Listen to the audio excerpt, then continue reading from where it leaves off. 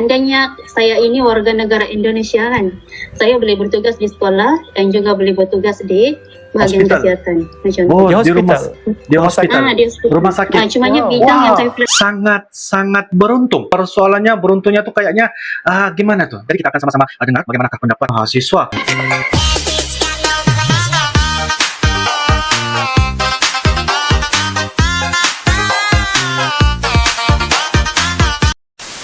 Halo guys, assalamualaikum warahmatullahi wabarakatuh dan salam sejahtera guys. Welcome back to my YouTube channel guys. Guys, kali ini kita akan mendengar satu pendapat dan juga pandangan ya mahasiswa dari Malaysia, pengalaman berkuliah di Indonesia. Di manakah tempat mahasiswa Malaysia ini berkuliah, dan dia mengatakan sangat beruntung. Persoalannya beruntungnya tuh kayaknya gimana tuh? Jadi kita akan sama-sama dengar bagaimanakah pendapat mahasiswa Malaysia ini berkuliah, memilih Indonesia sebagai salah satu tempat berkuliah. Dengan judulnya yaitu Siswi Malaysia Akui Mahasiswa Indonesia Sangat Beruntung. Dan ini merupakan dari channel yaitu Abu Nawal. Jangan lupa ya guys, seperti biasa like, comment, share dan juga subscribe di dalam channel ini. Ramai ya orang Malaysia berkuliah di Indonesia. Bagaimanakah pandangan dan juga pendapat mahasiswa ini ya, yang mengatakan bahwa Indonesia itu sebagai salah satu tempat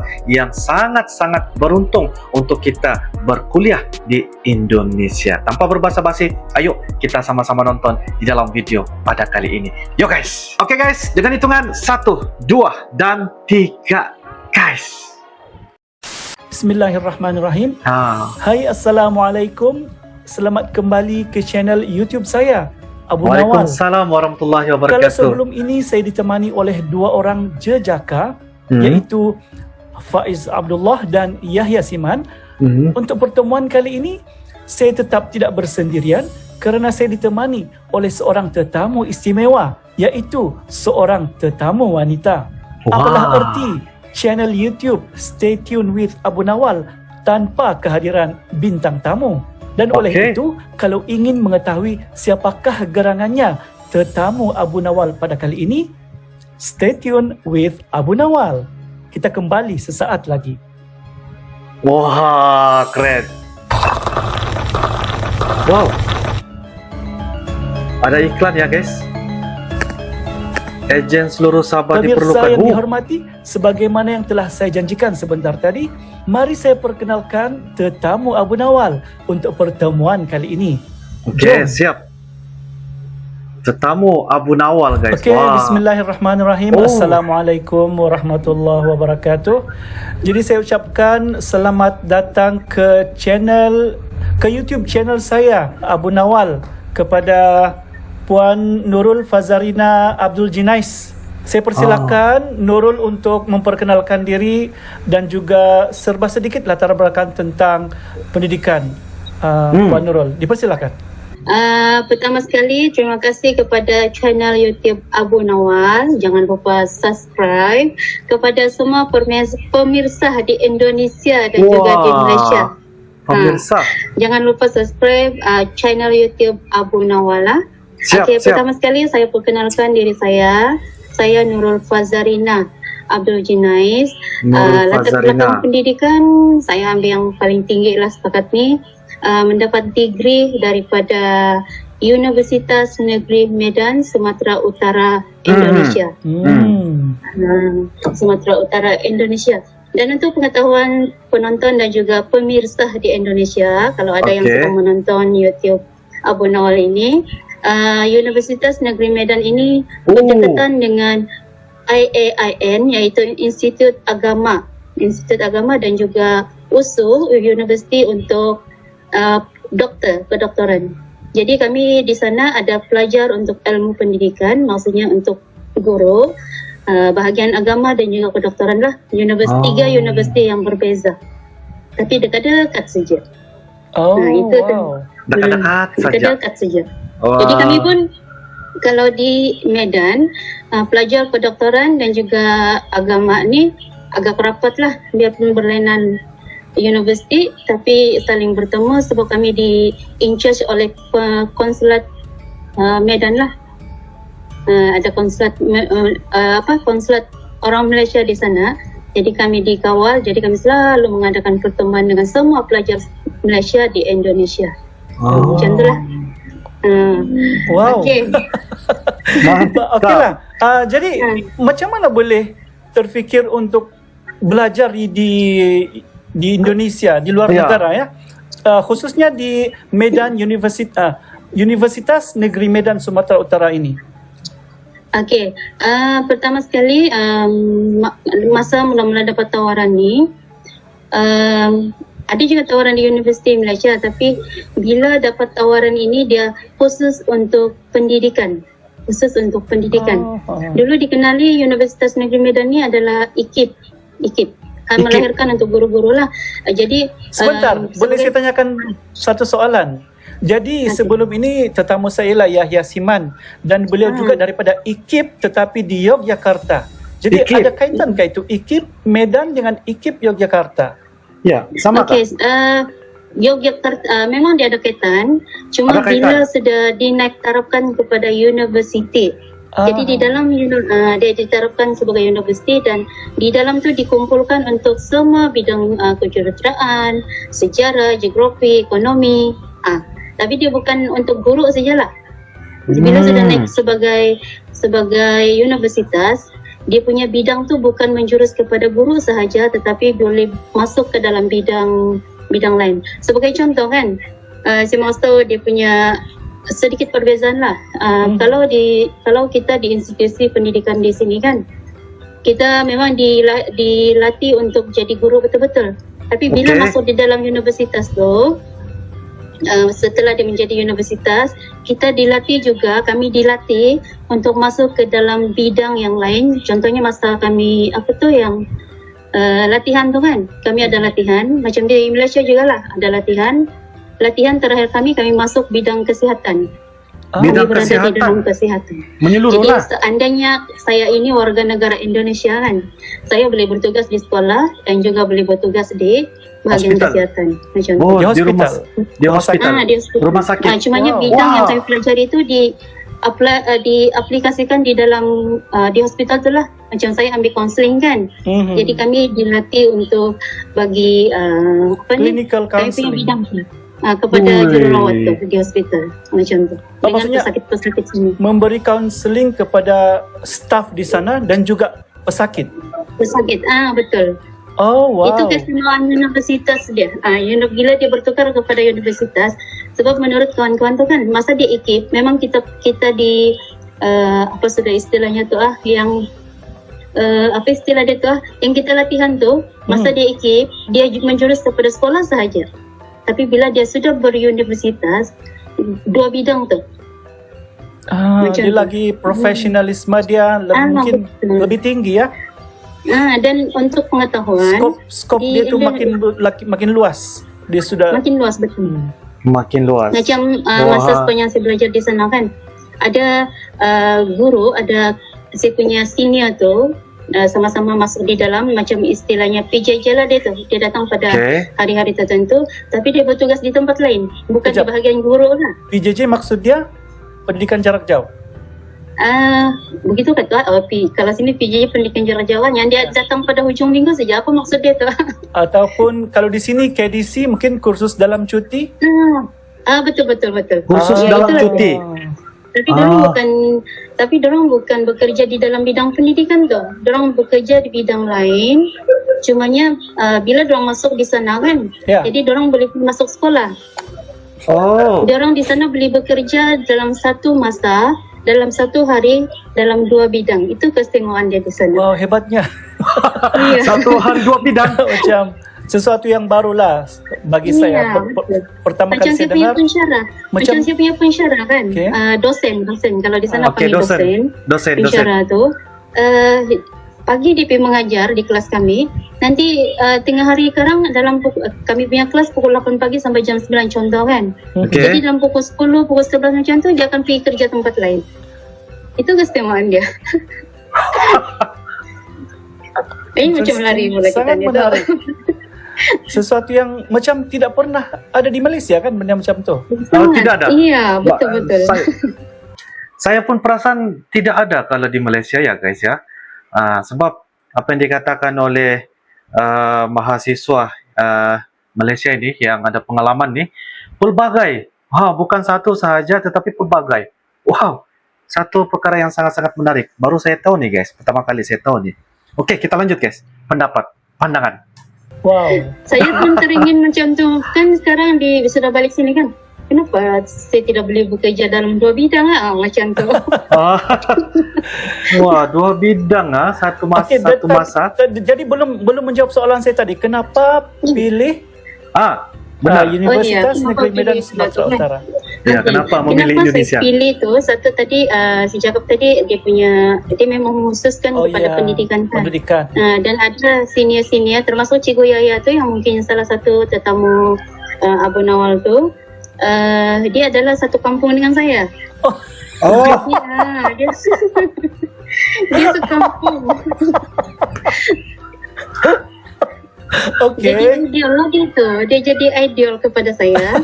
Dan pengalaman yang saya tahu dari dia terus lepas dia habis dari sana dia terus posting kan. Ya. Tapi masa kami sebelum tu saya lupa bagi tahu saya berada di sana tahun 2000 sampai 2004. Masih baru lah kan tahun 2000-an. Betul. Jadi tahun 2002 2 tahun kemudian tu JPN kata. JPA Jabatan Perkhidmatan Awam dihantar surat kepada seluruh pelajar Malaysia yang ada di Indonesia yang ikut ijazah daripada Universitas Negeri Medan bukan Universitas Negeri Medan saja, seluruh Indonesia ditukar kepada degree biasa saja. Apa maksud degree biasa? Pendidikan. Dia bukan kalau macam Cikgu Yaya kan, dia keluar terus dia direct kepada pendidikan kan. Tapi kami punya degree macam yang kos-kos lain terpaksa bersaing dengan option lain untuk masuk ke pendidikan kalau berminat lah macam tu. Dia jadi degree apa sudah istilah dia tu lupa pula. Tapi itulah yang dia jadi degree awam dia, istilah dia degree awam. Bukan Jadi khas degree awam. Untuk menjadi seorang guru ada lagi kursus yang akan dihadiri. Selepas habis belajar di sana terpaksa kami menghadiri KPLI lah. Di sinilah di Malaysia. Iya. Walaupun sebenarnya sudah ada ijazah pendidikan itu di sana di sana kan. Cuma dasar kerajaan kita berubah pada tahun 2002. Macam berubah dasar. Jadi itu salah satu yang kenapa saya tertarik tu sebab dia punya ayat tu kan jadi cikgu terus. Jadi tidak perlu bersaing. Dia latihan 3 minggu saja terus jadi posting di sekolah macam itulah. Kemudian yang kedua, kos yuran semester tu agak murah lah berbanding di Malaysia. Kami membayar yuran 801 tahun. 800 ringgit 800 ringgit 1 tahun. Tapi kami kena bayar dalam ringgit lah. Kami kena bayar dalam ringgit. Diorang tidak terima dalam bentuk rupiah sebab pertukaran RM kepada rupiah tu agak tinggi kan. Jadi kalau kami bayar diorang rasa rugi lah kali masa tu. Jadi diorang simpan tu RM tu, tunggu sampai tukaran dia tu paling tinggi. Jadi tapi 800 tu terlalu rendah sebab kalau di sini satu semester pun sudah 1,000 kan? Betul. 1,000. Nah, itulah malahan 800 ringgit. Setahun terlalu murah. Tapi macam mana pun masa tu dapat beasiswa kan? Ataupun atas biaya sendiri? Kami dapat tu kalau kami yang Islam ni kami dapat Baitul Mal. Okey. Dari zakat lah ni. Artinya kalau macam ini sembang-sembang sajalah kan. Kalau 800 tu macam very affordable sebenarnya kan. Jadi kalaupun kita tidak dapat beasiswa pun kita masih boleh belajar di sana. Kalau iya betul. Tidak, tapi kalau macam saya sendiri kan saya ni dari keluarga yang agak susah juga. Tapi sama lah kita. agak susah juga masa pergi belajar sana. Dia punya cerita ni kan saya pun heran macam mana boleh lepas 4 tahun tu. Sebab kalau parents hantar RM50 kan. Okey. Dia hantar RM50. Memang agak tinggi lah 50. Bayangkan masa kami belajar di sana tu RM1 bersamaan dengan 4.000 lah, lebih kurang RM4.000 lebih kurang tu lah. Jadi kalau RM50 kami akan dapat dalam RM150,000 lebih kurang tu. Lepas tu kena cukai dalam RM60. Bayangkan RM50, macam mana boleh hidup satu bulan. Tapi itu yang menarik di Indonesia, biarpun dari kalangan keluarga yang agak susah kan, susah mendapat uang saku dan tidak ada pembiayaan dari mana-mana kecuali Baitul Mal. Itu Baitul Mal pun dia bagi untuk iuran semester saja. Jadi Baitul Mal itu dia hanya cover tuition fee sajalah. Itu iuran pendidikan saja betul-betul. Iya, Jadi betul. tidak ada uang saku, tidak ada duit pocket, tidak ada. Tiada uang saku apa iuran sahaja, semua guys. sendiri. Jadi saya rasa masa hidup di sana tu agak kritikal juga dari segi keuangan, tapi saya pun heran macam mana boleh lepas sampai 4 tahun. Tapi itulah keistimewaan di sana tu kan. Kalau kita ikhlas makan, kita ikhlas cari ilmu kan, Allah akan mudahkan segala-galanya. Iya. Kan? Sekarang kita Mungkin bolehlah juga. fikir macam mana boleh lepas itu tapi itulah Betul. kuasa Allah kan. Alhamdulillah. Iya betul. Okay, Cuma teruskan. keistimewaan di sana tu, kalau kita pergi kuliah kan, kuliah sama juga kata istilahnya tu. Asyik guna Ya, sama saja lah. kuliah. Sini pun kuliah juga. Oh ya, Sama. kuliah juga. Kadang-kadang sini panggil lecture lah. Ya, English sedikit. Okey. Selepas satu semester, mula-mula semester pertama tu kan kami tinggal di asrama bang. Kami dibagi tempat tinggal asrama, tapi semester kedua tu kami dikehendaki untuk menyewa sendirilah keluar. Jadi keistimewaannya tu adalah sewa rumah kami tu, kami ada 7 orang, kami 7 orang dalam satu rumah tu. Kami punya sewa rumah 2 juta, lebih kurang 1.000, di bawah 1.000 lah. Kalau ikut tukaran masa tu agak murah bila dikongsi-kongsi kan 7 orang. Agak murah, Lepas ya. tu pengangkutan angkot kereta lah, macam bas mini dipanggil angkot. Angkot tambang dia lebih kurang dalam 25 sen atau 20 sen. Wow, Jadi mungkin itu salah satu keistimewaan kenapa boleh lepas sampai 4 tahun lah. sangat Itu murah adalah guys. faktor dia lah. Sana dia punya Iya. living cost dia agak murah kan. Ya. Iya, makan dia pun satu kali makan tu 3.000, lebih kurang dalam RM1, 20 sen lebih kurang tu lah. Dan Okey. makanan dia sedap. Kalau macam tu mungkin balik Malaysia masa tu gemuk. Tapi tu kurus juga, so dia ada duit kan kena catur juga. Okey. Oke guys, demikianlah sebentar tadi video dari channel yaitu Abang Abu Nawal ya guys, orang Malaysia yang memilih Indonesia sebagai salah satu tempat berkuliah ya di Indonesia. Jadi itu adalah beberapa pengalaman yang mana yaitu Puan Nurul Fazarina berbagi pengalaman ketika belajar di Indonesia, yaitu di Universitas di Medan. Tetapi apa yang dapat saya lihat ini adalah gambaran yang sangat-sangat jelas mengatakan bahwa orang Malaysia sangat-sangat beruntung, dan dikatakan juga, dibilangnya juga tadi, andai kata saya ini adalah orang ya Indonesia, memang sangat-sangat beruntung juga karena apabila dilihat dinilai beberapa sistem di universitas di Indonesia bahwa kalau ingin memilih jurusan ini kayaknya boleh belajar lebih daripada satu jurusan ya guys. Kalau memilih bahagian pendidikan, dia juga boleh belajar kursus dalam sektor kesihatan juga. Selepas tamatnya kuliahnya itu nanti boleh mempelbagai lagi dalam sektor pekerjaan ataupun boleh bekerja dalam lebih daripada satu bidang, bidang pendidikan sebagai guru dan juga bidang dalam kesihatan. Wah, itu adalah sistem yang ada di Indonesia. Jadi ini membuatkan pelajar ataupun mahasiswa yang memilih di universitas di Indonesia itu sangat-sangat beruntung. Biaya